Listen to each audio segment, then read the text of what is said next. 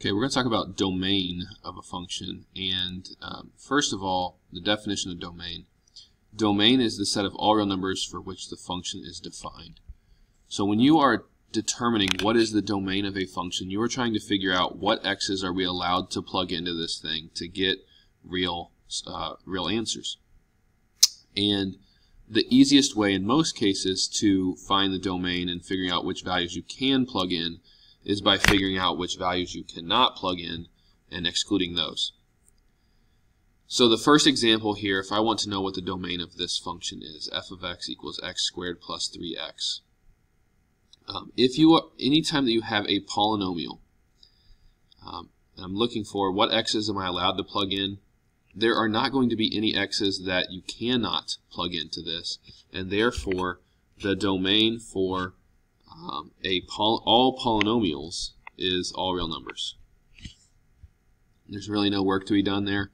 You just need to know that when evaluating domain of a polynomial, it's going to be all real numbers.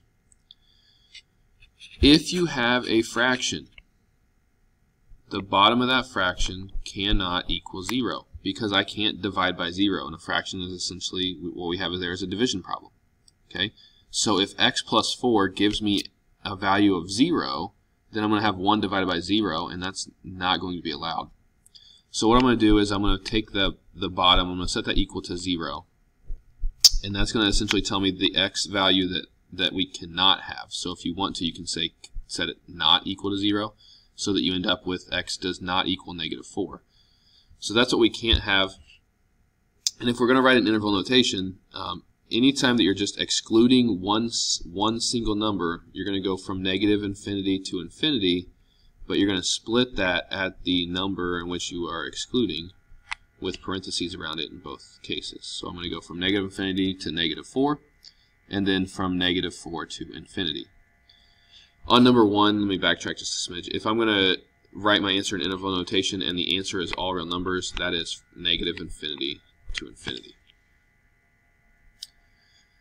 And then the other thing that we're going to look at is if we have a square root. What is inside the square root cannot be negative because we cannot take the square root of negatives. So I'm going to set this greater than or equal to 0. And that's going to tell me that as long as x minus 2 gives me 0 or a positive number, then I can take the square root of it.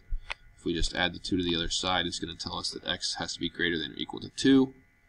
And so in interval notation, that would be bracket, because I can include 2 to infinity. And that's my domain. Okay, so when looking at a function, figuring out the x's that you're allowed to plug in, oftentimes it's easy to figure out the x's you can't plug in, and that is that you can't divide by 0 and you cannot take the square root of a negative.